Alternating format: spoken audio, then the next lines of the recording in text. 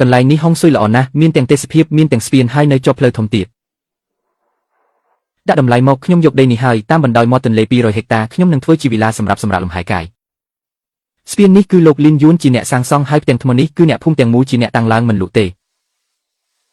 លោកមេភូមិយើងមានលិខិតអនុញ្ញាតត្រឹមត្រូវដីនេះស្ថិតក្នុងតំបន់ដែលអាចអភិវឌ្ឍបានបើអ្នកមិនលក់ទេយើងនឹងប្រើនីតិវិធីរហូតដីពេលនោះប្រាក់សំណងនឹងមិនបានច្រើនបែបនេះទេចុះប្រាក់សំណងបានប៉ុន្មានដែរ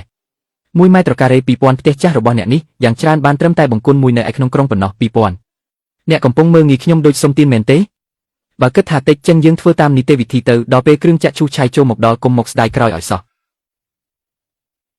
អ្នកណាហ៊ានប៉ះស្ពានភូមិយើងប៉ះអ្នកមានគុណរបស់យើងត្រូវដើរជន់លើសាកសពចាស់ដូចពួកយើងសិនលោកតាឲ្យលោកតាអាយុច្រើនហើយចាំបាច់ត្រូវតឹងតែងម្លេះឆ្អឹងលោកតានឹងគ្រឿងចាក់ឈូសឆាយតែបន្តិចគឺបាក់ខ្ទេចអស់ហើយស្ដាប់ឲ្យច្បាស់ណាឈ្មោះដែលចាស់លើផ្ទាំងថ្មនេះមិនមែនជារបស់មនុស្សម្នាក់ទេគឺជារបស់គ្រួសារទាំង67គ្រួសារគ្រប់គ្រួសារទាំងអស់បានផ្តិតមេដៃពណ៌ក្រហមគ្រប់គ្រួសារទាំងអស់បានយកជីវិតមកដាក់លើស្ពាននេះការរុះរើផ្ទាំងថ្មនេះគឺដូចជាការដកស្គលរបស់យើងអញ្ចឹងការរុះរើស្ពានដែលយើងខំអង្វរគេឲ្យសាងសង់គឺដូចជាការជន់ឈ្លីមុខមាត់គ្រួសារទាំង67របស់យើងពួកអ្នកកំពុងតែជួបជុំគ្នាដោយខុសច្បាប់ហើយខាភូមិនេះជាភូមិគំរូមានថវិកាពិសេសសម្រាប់ការពារក្នុងឯកសារអនុម័តមិនបានសរសេរអញ្ចឹងផងយល់ច្រឡំហើយថ្ងៃនេះគ្រាន់តែមកមើលទីតាំងបន្តិចបន្តួចទេមួយជីវិតនេះខ្ញុំបានធ្វើរឿងខុសច្រើនណាស់តែរឿងមួយនេះទីបំផុតខ្ញុំធ្វើបានត្រឹមត្រូវហើយ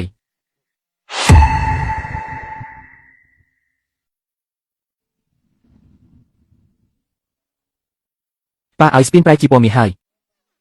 នឹងហើយវាខុសពីពណ៌ស្ពានដែលប៉ាធ្លាប់សាងសង់កាលពីមុនលោកលីនថ្ងៃនេះឈើរេឡានចុងក្រោយគេដឹកទៅទីក្រុងអស់ហើយខាងផ្សារទំនើបគេរំអុក3ដងហើយខាងអនឡាញគេកំង500កញ្ចប់ទៀតភាគលាផ្ទះលោកនឹងទូទាត់ចុងខែនេះច្រើនជាងខែមុន20000ទៀតកាលនោះកូនខឹងខ្លាំងពេកក៏រុះរើស្ពានចោលប៉ានឹកស្មានថាផ្ទៃមេឃរលំទៅហើយមិននឹកស្មានថាការរុះរើនោះបែរជាបើកផ្លូវថ្មីទៅវិញមុននឹងរុះរើស្ពានប៉ាធ្លាប់ប្រាប់កូនថាបើចិត្តមនុស្សខូចហើយទោះធ្វើផ្លូវល្អយ៉ាងណាក៏ឥតប្រយោជន៍ដែរប៉ាចុះឥឡូវវិញយ៉ាងម៉េចដែរ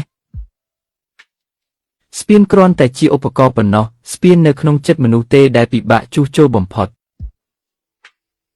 សំណាងហើយដែលចុងក្រោយយើងទាំងពីរអ្នកជួសជុលវាបាន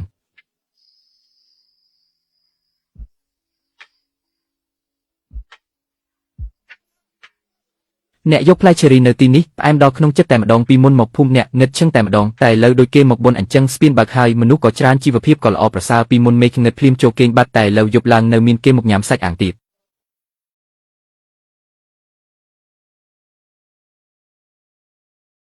ខាងលើនឹងជាអីគេ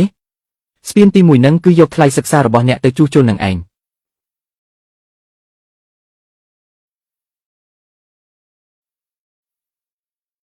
ត្រឡប់ទៅផ្ទះវិញ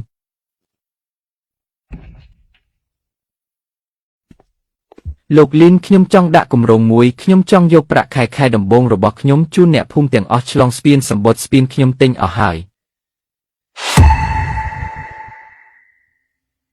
លោកលីនខ្ញុំចង់ដាក់សំណើគម្រោងមួយខ្ញុំចង់យកប្រាក់ខែដំបូងរបស់ខ្ញុំទៅទិញសំបុត្រឆ្លងស្ពានជូនអ្នកភូមិទាំងអស់គ្នាខ្ញុំទិញរួចរាល់អស់ហើយអ្នកភូមិម្នាក់ទទួលបានសំបុត្រមួយសន្លឹកជាសំបុត្រអេឡិចត្រូនិកខ្ញុំនឹងផ្ញើខូដទៅក្នុងទូរស័ព្ទរបស់ពួកគេម្នាក់ប្រាក់ខែដំបូងរបស់ឯងបានប៉ុន្មានដែរ5000យន្តសំបុត្រឆ្លងស្ពានតម្លៃ1យន្តក្នុងមួយសន្លឹកមាន67គ្រួសារម្នាក់មួយសន្លឹកគឺគ្រប់គ្រាន់សម្រាប់ប្រើប្រាស់ពេញមួយឆ្នាំលុយដែលសល់ខ្ញុំចង់រៀបចំអាហារជូនចាស់ក្នុងភូមិដោយដាក់ទុននៅមុខទ្វារដែលប៉ាខ្ញុំធ្លាប់ធាក់បើកាលពីមុន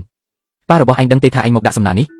ប៉ាខ្ញុំនិយាយថាអ្វីដែលគាត់ជំពាក់គេកាលពីមុនគឺឲ្យខ្ញុំសងជំនួសគាត់ទោះបីវានៅឆ្ងាយពីការសងគ្រប់គ្រាន់ក៏ដោយតែយ៉ាងហោចណាស់ក៏ត្រូវតែចាប់ផ្ដើមដែរទៅណាហើយប៉ារបស់ឯងមកយប់នេះយើងត្រូវតែផឹកឲ្យស្រវឹងទើបឈប់សម្បត្តិឆ្លងស្ពានម្នាក់មួយសន្លឹកមានខូដនៅលើនោះស្កេនហើយគឺប្រើបានពេញមួយជីវិតលើក្រោយឆ្លងស្ពានមិនបាច់ចំណាយលុយមួយយន្តទៀតទេប្រាក់ខែដំបូងរបស់ឯងយកមកទិញអានឹងទាំងអស់មែនទេបាទ 5000 យន្តសម្បត្តិមួយយន្តមួយសន្លឹក67គ្រួសារប្រើបានមួយឆ្នាំចំណែកដែលនៅសល់ទុកឲ្យចាស់ញ៉ាំទៅ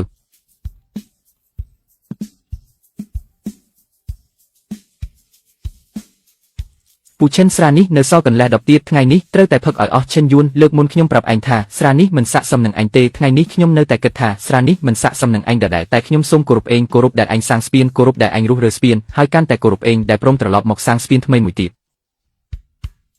ពូឈិនរឿងកន្លងមកទុកឲ្យវាទៅតាមកែវស្រានេះចុះផឹកហើយគឺចប់ហើយតែមេរៀនត្រូវចងចាំមួយជីវិតហើយស្ពានក៏ត្រូវតែថែរក្សាឲ្យបានមួយជីវិតដែរមកទាំងអស់គ្នាផឹកឲ្យអស់កែវនេះស្ពានទី1សាងឡើងលើទន្លេស្ពានទី2សាងឡើងក្នុងភូមិឯស្ពានទី3គឺសាងឡើងក្នុងចិត្តមនុស្សប៉ាកូនក៏ចង់សាងស្ពានដែរ